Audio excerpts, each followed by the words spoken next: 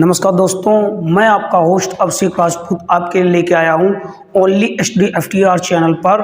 आज कक्षा 12 की जीव विज्ञान हिंदी में।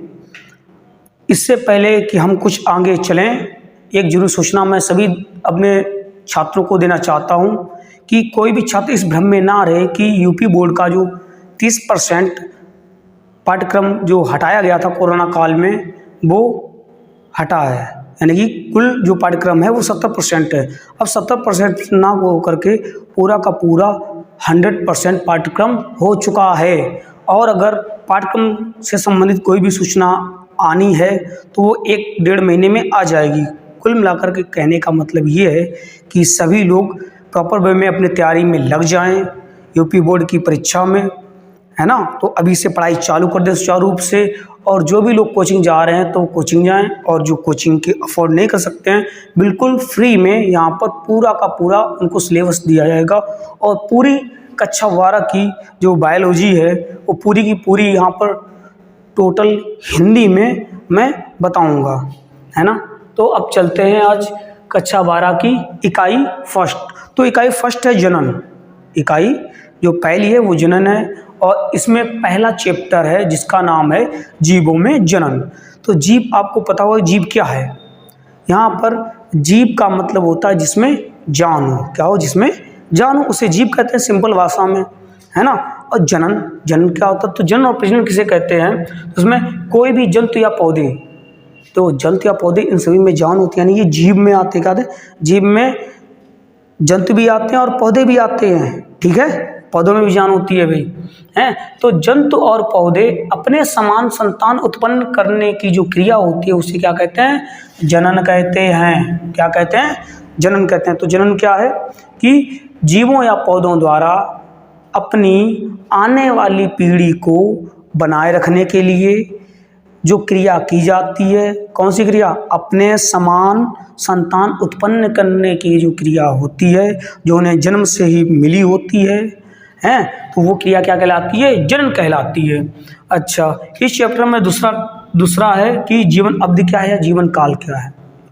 जीवन अवधि क्या है, हैं? तो किसी भी जीव का जन्म से लेकर उसकी प्राकृतिक मृत्यु का समय, जन्म से लेकर उसकी प्राकृतिक मृत्यु का समय उसकी जीवन अवधि या जीवन काल कहलाता है। क्या है? प्राकृतिक मृत्यु। अच्छा, तो जीवन अवधि क्या है? जीवन अवधि क्या है? जन्म से लेकर उसकी प्राकृतिक मृत्यु तक का समय। अब कहोगे प्राकृतिक मृत्यु क्या है सर जी? तो प्राकृतिक मृत्यु से आशय ये है कि ऊपर वाले ने जितनी उसकी लिखी है, ऊपर वाले ने जितनी उसकी उम्र लिखी है उतनी पूरी होनी चाहिए। ये नहीं कि एक्सीडेंट में या बीमारी या कोई भी अन्य कारणवश उसकी अकाल मृत्यु हो जाए या आकस्मिक मृत्यु हो जाए, है ना। तो आकस्मिक या अकाल मृत्यु ना होकर के वो अपनी पूरी जिंदगी जिए। जैसे कुछ जीवों का जीवन काल हमने यहाँ पर दिया गया है जो बहुविकल्पी में पहले चैप्टर से पूछे जाते हैं। एक तितली का जीवन काल कितना होता है? तो एक तितली का जीवन काल होता है 1 से 2 सप्ताह। कितना होता है? 1 से 2 सप्ताह। उसके बाद में एक मक्खी, जो घरेलू मक्खी होती है, उसका जीवन काल कितना होता है? 40 से 50 दिन तक वो जिंदा रहती है। एक केले के पेड़ का जीवन काल कितना होता है? तो 10 से 15 महीने तक ही वो जिंदा रहता है। उसके बाद उसको काट दिया था, फिर एक नया कीला यानी कि एक नया जो पौधा होता है वो उगता है। एक कुत्ते का जीवन काल 15 से 20 वर्ष होता है। कितने तक जीता है? कोई भी कुत्ता हो जो तुम्हारी गली में आवारा घूमता फिरता हो ना, है ना, तो उसका जीवन काल कितना होता है? 15 से 20 साल तक वो जीता है। एक कौवे का जीवन काल होता है 15 वर्ष। कितना होता है? 15 वर्ष का जीवन काल होता है। एक हाथी का जीवन काल होता है 65 से 90 वर्ष। कितना होता है? 65 से 90 वर्ष तक एक हाथी जीता है। एक तोता, ये क्वेश्चन बहुत बार आया है पेपर में, है ना, क्योंकि कौवे का होता है 15 वर्ष। कितना होता है? कौवे का होता है 15 वर्ष, लेकिन एक तोता कितना जिंदा रहता है? 140 वर्ष। इंपॉर्टेंट है ना, इंपॉर्टेंट है ये। एक तोते का जीवन काल कितना होता है? तो 140 वर्ष। एक कछुआ जीता है 100 से 150 वर्ष तक। और एक पीपल की भी पूछी गई थी, पीपल की कितनी उम्र है? तो है 200 वर्ष तक। कितनी है? 200 वर्ष तक। लगभग में दूसरी पीढ़ी भी निपट जाएगी, है ना।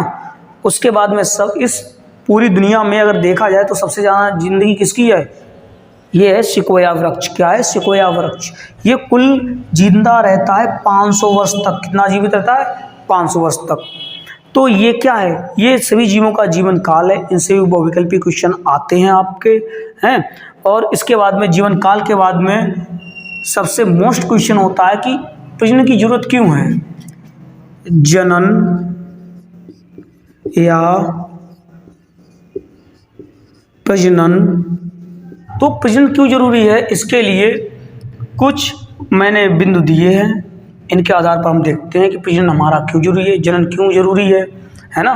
तो प्रजाति की निरंतरता बनाए रखने के लिए कैसे? तो मृत्यु से पहले समान संतान उत्पन्न करने से प्रजाति की निरंतरता बनी रहेगी। क्या बनी रहेगी? निरंतरता। नहीं, मृत्यु से पहले अगर कोई जीव जन्म ले लेता है तो क्या होगी? उसकी क्षतिपूर्ति हो जाएगी वहाँ से, यानी कि वो हमेशा निरंतर बना रहेगा। दूसरा है जैव विकास। जैव विकास से क्या तात्पर्य है?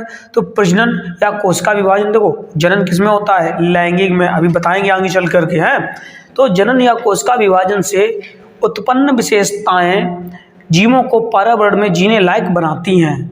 कैसे बनाती हैं? जीने लायक। जनन से क्या होता है? मान लो कहीं पर सर्दी है, तो सर्दी है तो वहाँ के रहने वाले जो भी बच्चे पैदा होंगे तो क्या होंगे?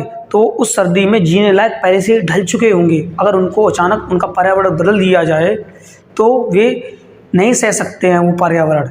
जैसे कि एक सिटी वाला एसी में रहने वाले को कहीं गर्मी में धूप में बैठा दो या गर्मी वाले इलाके में ले जाओ, वो नहीं रह सकता है, बीमार पड़ जाएगा, है ना। तो प्रजनन क्या करता है? ऐसी विशेषताएं उत्पन्न कर देता है जो जीवों को पर्यावरण में जीने लायक बनाती हैं। इसे कहते हैं जैव विकास। क्या कहते हैं?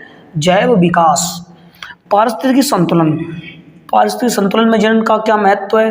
तो मृत्यु की पूर्ति हेतु, मृत्यु की पूर्ति हेतु, ताकि आवश्यक संख्या बनी रहे, यानी कम ना हो संख्या।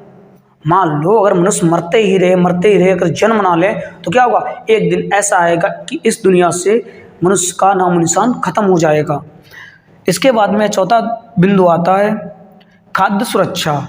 खाद्य सुरक्षा से मतलब यहाँ पर सबसे ज़्यादा इसमें प्रमुख मनुष्य को लिया गया है।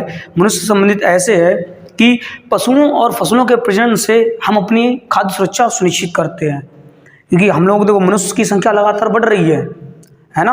अगर हम प्रजनन सुनिश्चित नहीं करेंगे, अगर फसलों को का उत्पादन नहीं बढ़ाएंगे या जो पशु हैं पशुओं का उत्पादन नहीं बढ़ाएंगे, पशु क्या है? पशु भी तो हमारी जीने में सहायता करता है, चाहे दूध से या मांस के उत्पादन से या अन्य चीज़ों के सहायता से, है ना। तो ये क्या करते हैं? तो इन सब की क्यों जरूरत है? ये सब की आवश्यकता क्यों है? प्रजनन से। क्या है? प्रजनन। जनन इसीलिए आवश्यक है कि इन सभी की पूर्ति हो सके। अच्छा, इसके बाद में हम नेक्स्ट टॉपिक पे चलेंगे। वो नेक्स्ट टॉपिक होगा हमारा जनन के प्रकार।